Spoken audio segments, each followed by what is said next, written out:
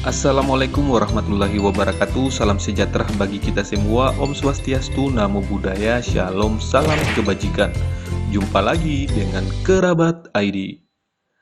Pada video kali ini kita akan membahas soal-soal TWK berdasarkan FR terbaru ya teman-teman. Soal-soal ini benar-benar hot dan membutuhkan penalaran ekstra untuk menjawabnya. Jadi teman-teman dalam menjawab soal-soal TWK nanti usahakan baca dan pahami baik-baik soalnya. Karena soal-soal TWK kebanyakan adalah soal penalaran dan sudah banyak yang menjadi korban dari keganasan soal TWK ini. Namun tentunya teman-teman jangan jadikan ini sebagai penghalang. Berikan sugesti positif pada diri teman-teman bahwa teman-teman bisa menaklukkan soal-soal TWK nanti. Oke, cukup basa-basinya, kita langsung saja tampilkan soalnya. Pembagian kekuasaan negara baik kekuasaan eksekutif, legislatif maupun yudikatif diatur dalam konstitusi agar tidak terjadi tumpang tindih antara pembagian tugas dan wewenangnya. Meskipun demikian, antar lembaga negara sebagai pelaksana kekuasaan memiliki hubungan kerjasama dan mekanisme penyelesaian sengketa yang diatur dalam Undang-Undang Dasar Negara Republik Indonesia tahun 1945. Berikut ini yang merupakan contoh kerjasama antara lembaga eksekutif dengan yudikatif, yaitu bla bla bla. Kerjasama antara lembaga eksekutif dan yudikatif. Lembaga eksekutif ini adalah presiden dan kabinet-kabinetnya, sedangkan lembaga yudikatif adalah Mahkamah Agung dan badan peradilan di bawahnya, serta Mahkamah Konstitusi. Oke teman-teman, mari kita lihat pilihan jawabannya. Poin A, mengajukan rancangan undang-undang dan dibahas menjadi undang-undang. Nah, ini adalah contoh kerjasama antara lembaga eksekutif, yaitu presiden, dengan lembaga legislatif, yaitu DPR. Dan ini diatur dalam pasal 5 dan pasal 20 Undang-Undang Dasar 1945. Berikut poin B, memberi amnesti dan abolisi yang dilaksanakan pada saat-saat tertentu. Dalam memberikan amnesti dan abolisi, Presiden harus memperhatikan pertimbangan dari DPR. Ini adalah kerjasama antara lembaga eksekutif dan legislatif. Dan ini diatur dalam Undang-Undang Dasar 1945 Pasal 14 Ayat 2. Selanjutnya poin C, memberi grasi dan rehabilitasi yang dilaksanakan pada saat-saat tertentu. Dalam memberikan grasi dan rehabilitasi, Presiden harus memperhatikan pertimbangan Mahkamah Agung. Nah, ini adalah contoh kerjasama antara lembaga eksekutif dengan lembaga yudikatif, yaitu Mahkamah Agung. Jadi jawabannya adalah C ya teman-teman. Dan ini diatur dalam Undang-Undang Dasar 1945 Pasal 14 Ayat 1. Nah, untuk poin D, mengangkat duta dan konsul untuk ditempatkan di negara lain. Dalam hal mengangkat duta, Presiden memperhatikan pertimbangan Dewan Perwakilan Rakyat. Ini diatur dalam Undang-Undang Dasar 1945 Pasal 13 Ayat 2. Selanjutnya yang terakhir poin E, memberi gelar, tanda jasa, dan lain-lain tanda kehormatan. Dalam memberikan gelar, tanda jasa, dan lain-lain tanda kehormatan ini diatur dalam Undang-Undang Dasar 1945 Pasal 15 dan lebih lanjut diatur dalam Undang-Undang Nomor 20 Tahun 2019. Di situ dijelaskan bahwa dalam memberikan gelar, tanda jasa, dan lain-lain tanda kehormatan, Presiden itu harus memperhatikan pertimbangan dari Dewan Gelar. Oke teman-teman, semoga dapat dipahami. Selanjutnya kita melangkah ke soal yang kedua. Kesenjangan pembangunan yang ada di wilayah Negara Kesatuan Republik Indonesia dapat memicu terjadinya gerakan separatisme yang ada di daerah. Berikut ini yang merupakan salah satu usaha untuk menyelesaikan masalah gerakan separatisme yang terjadi di Indonesia sesuai dengan Pancasila, khususnya sila kelima adalah bla bla bla. Kesenjangan pembangunan yang ada di wilayah Negara Kesatuan Republik Indonesia dapat memicu terjadinya gerakan separatisme yang ada di daerah. Sederhananya, gerakan separatisme yang ada di daerah dipicu oleh kesenjangan pembangunan. Seperti itu ya teman-teman. Separatisme ini adalah paham atau gerakan memisahkan diri atau ingin mendirikan negara sendiri. Gerakan separatisme ini bertujuan untuk memisahkan diri dari negara asal untuk menjadi negara sendiri dan merdeka. Nah, gerakan separatisme ini dapat menimbulkan ancaman terhadap negara. Hal ini tentunya harus diperhatikan benar-benar apa penyebabnya ya teman-teman, karena tentunya suatu gerakan separatisme muncul karena berbagai alasan yang dialami oleh orang-orang atau golongan tersebut. Salah satunya seperti yang dijelaskan pada bacaan soal, yaitu adanya kesenjangan pembangunan. Nah, ini adalah ciri ketidakadilan sosial ya teman-teman. Ini menunjukkan ketidaksesuaian dengan sila kelima Pancasila, karena faktor penyebabnya adalah kesenjangan pembangunan atau ketidakadilan sosial. Maka bentuk usaha atau langkah yang harus dilakukan untuk menyelesaikan masalah gerakan separatisme ini harus disesuaikan dengan Pancasila khususnya sila kelima dan disesuaikan dengan faktor penyebabnya. Maka langkah yang tepat adalah melaksanakan pemerataan pembangunan dan hasil-hasilnya di seluruh wilayah Indonesia. Jadi jawabannya adalah B ya teman-teman. Dijamin kalau pembangunan merata di seluruh wilayah Indonesia tidak akan ada lagi gerakan separatis. Oke teman-teman, selanjutnya kita melangkah lagi ke soal yang ketiga. MKRI merupakan salah satu lembaga negara yang melakukan kekuasaan kehakiman yang merdeka untuk menyelenggarakan pengadilan guna menegakkan hukum dan keadilan. MKRI mempunyai 4 kewenangan sebagaimana diatur dalam Undang-Undang Dasar 1945. Penerapan wewenang MKRI dalam mengadili pada tingkat pertama dan terakhir yang putusannya bersifat final untuk kecuali bla bla bla. Nah, wewenang dari Mahkamah Konstitusi Republik Indonesia atau MKRI ini dijelaskan pada pasal 24C ya teman-teman pada UUD 1945. Tepatnya pada ayat pertama, ya ini ya teman-teman saya tampilkan.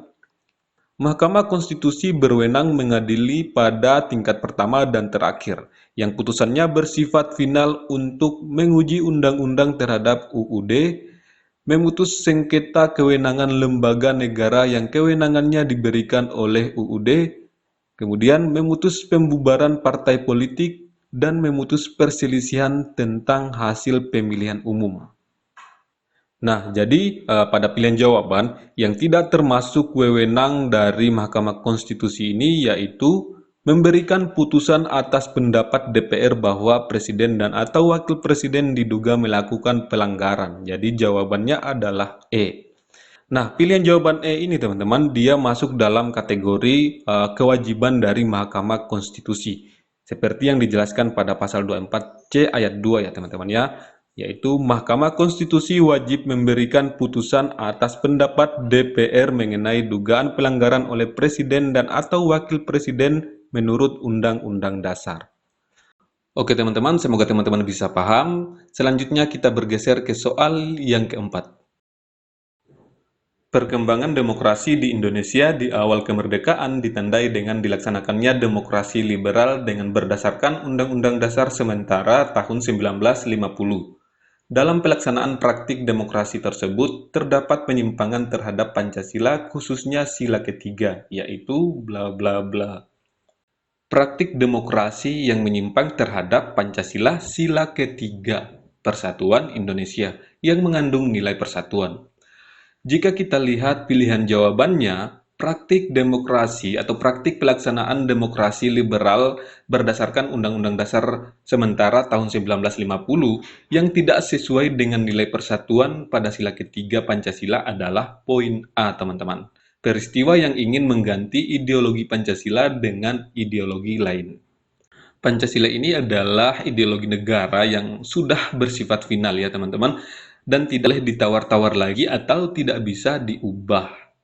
Pancasila ini adalah jiwa bangsa, kepribadian bangsa, perjanjian luhur bangsa, cita-cita bangsa, dan falsafah hidup bangsa yang mampu mempersatukan bangsa, mampu mempersatukan beribu-ribu perbedaan suku, ras, dan agama di bangsa Indonesia ini. Jika ideologi Pancasila diganti, maka sama saja dengan membubarkan negara dan bangsa Indonesia.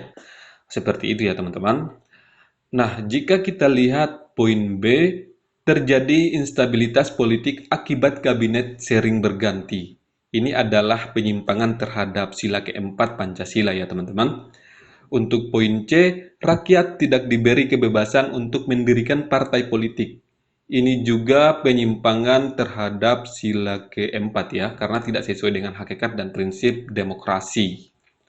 Selanjutnya poin D, Indonesia menolak berhubungan dengan blok barat dalam politik internasional. Nah, ini sesuai dengan sila kedua, tepatnya butir ke-9. Bangsa Indonesia merasa dirinya sebagai bagian dari seluruh umat manusia. Jadi, Indonesia tidak memihaki atau bersifat netral. Ini juga sesuai dengan prinsip politik luar negeri Indonesia yang bebas aktif. Kemudian poin D, gagal dalam menjalankan pemilihan umum yang merupakan pesta rakyat dalam penyaluran aspirasi. Ini jelas-jelas penyimpangan terhadap sila keempat Pancasila. Oke teman-teman, semoga teman-teman bisa paham. Berikutnya kita melangkah lagi ke soal yang kelima. Pancasila merupakan ideologi terbuka yang mampu selaras dengan dinamika kehidupan masyarakat Indonesia dan turut menyertai masyarakat Indonesia dalam meraih cita-cita bangsa. Sebagai ideologi terbuka, Pancasila mengandung 3 nilai yang meliputi nilai dasar, nilai instrumental, dan nilai praksis. Di bawah ini merupakan pernyataan yang tepat untuk nilai instrumental adalah bla bla bla. Nilai dasar, nilai instrumen, dan nilai praksis. Oke, mari kita lihat masing-masing pengertiannya. Nilai dasar yaitu hakikat dari kelima sila Pancasila, yaitu ketuhanan, kemanusiaan, persatuan, kerakyatan, dan keadilan. Nilai-nilai dasar tersebut merupakan esensi dari sila-sila Pancasila yang sifatnya universal. Nilai-nilai dasar tersebut terkandung cita-cita, tujuan, serta nilai-nilai yang baik dan benar. Cita-cita dan tujuan dari negara kita tercantum dalam pembukaan Undang-Undang Dasar 1945, yaitu alinea kedua dan keempat. Kemudian, nilai instrumental adalah penjabaran lebih lanjut dari nilai dasar yang terkandung dalam pembukaan Undang-Undang Dasar 1945. Penjabaran itu dilakukan secara kreatif dan dinamis dalam batas-batas yang tidak boleh bertentangan dengan nilai-nilai dasar yang dijabarkan. Penjabaran itu dalam bentuk ketetapan MPR, peraturan perundang-undangan, dan kebijakan-kebijakan pemerintah lainnya. Berikut nilai praksis. Nah, ini merupakan realisasi dari nilai-nilai instrumental dalam bentuk pengamalan yang bersifat nyata dalam kehidupan sehari-hari, dalam bermasyarakat, berbangsa, dan bernegara. Oke teman-teman, mari kita lihat pilihan jawaban yang disediakan. Poin A, Pancasila terdiri atas 5 nilai, yaitu ketuhanan, kemanusiaan, persatuan, kerakyatan, dan keadilan. Nah, ini adalah nilai dasar. Kemudian, poin B, menjaga ketenangan saat Hari Raya Nyepi merupakan wujud perilaku sesuai nilai ketuhanan yang Maha Esa. Ini adalah nilai praksis. Berikut poin C, pelaksanaan pemilihan umum presiden dan wakil presiden secara serentak merupakan implementasi nilai kerakyatan. Nah, ini juga adalah nilai praksis, teman-teman. Kemudian, poin D, nilai ketuhanan yang Maha Esa dijelaskan lebih terperinci dalam pasal 28E dan pasal 29 Undang-Undang Dasar Negara Republik Indonesia tahun 1945. Nah, ini adalah nilai instrumental, teman-teman ya. Jadi jawabannya adalah D. Coba kita lihat poin E. Penyelenggaraan pemerintahan yang bersih merupakan perwujudan nilai Pancasila dan ketentuan dalam Undang-Undang Dasar Negara Republik Indonesia tahun 1945. Nah, ini juga adalah nilai praksis ya, teman-teman. Oke, teman-teman, semoga teman-teman bisa paham. Selanjutnya kita melangkah lagi ke soal yang keenam. Demokrasi Pancasila yang bersendikan nilai-nilai Pancasila merupakan demokrasi yang mendukung terciptanya kehidupan bersama yang aman dan nyaman, serta terciptanya kondisi dinamis dalam perikehidupan berbangsa dan bernegara, di mana setiap permasalahan yang dihadapi dimusyawarahkan dan keputusan penting diambil melalui pembicaraan bersama sehingga dapat menentukan kemungkinan terjadinya konflik dalam masyarakat. Berdasarkan ilustrasi tersebut, pentingnya penerapan demokrasi yang berkeadilan sosial adalah dalam rangka bla bla bla. Oke, berdasarkan ilustrasi tersebut, pentingnya penerapan demokrasi yang berkeadilan sosial adalah dalam rangka apa? Jadi untuk menjawab soal ini harus berdasarkan ilustrasi pada bacaan ya teman-teman. Mari kita lihat pilihan jawabannya. Poin A, Meningkatkan partisipasi masyarakat terhadap kebijakan pemerintah yang pro kepentingan kelompoknya. Ini pernyataan yang menunjukkan demokrasi yang tidak berkeadilan sosial ya teman-teman, karena hanya mementingkan kelompok. Berikut poin B, kemampuan melaksanakan mandat yang diberi rakyat kepada penguasa sesuai kepentingannya. Ini juga sama ya, merupakan pernyataan yang menunjukkan demokrasi yang tidak berkeadilan sosial karena hanya mementingkan kepentingan penguasa. Lanjut poin C, meningkatkan partisipasi masyarakat dalam rangka pencapaian tujuan pembangunan yang adil dan merata. Nah, ini adalah pernyataan yang sesuai. Ini menunjukkan demokrasi yang berkeadilan sosial karena tujuannya adalah pembangunan yang adil dan merata. Oke, kita simpan dulu ya teman-teman. Poin D, terciptanya kebebasan masyarakat dalam mengemukakan pendapat tapi tetap dalam kontrol pemerintah yang berkuasa. Oke, ini adalah penerapan sila keempat ya teman-teman, dan ini adalah prinsip demokrasi. Berikut poin E, jaminan pemerintah terhadap kebebasan pers yang terbatas pada propaganda berkaitan dengan kebijakan pemerintah. Kalau ini kayaknya merupakan pernyataan yang menunjukkan penyimpangan demokrasi ya teman-teman ya, karena membatasi hak demokrasi pers dan ini tidak sesuai dengan sila keempat. Nah, jadi berdasarkan ilustrasi pada bacaan dan setelah kita membahas satu persatu pilihan jawaban yang disediakan, maka pentingnya penerapan demokrasi yang berkeadilan sosial adalah dalam rangka meningkatkan partisipasi masyarakat dalam rangka pencapaian tujuan pembangunan yang adil dan merata. Jadi jawaban yang sesuai adalah poin C ya teman-teman. Oke teman-teman, semoga teman-teman bisa paham dan semoga prediksi soal-soal ini dapat memberikan manfaat kepada teman-teman. Demikian, sampai jumpa di video-video selanjutnya.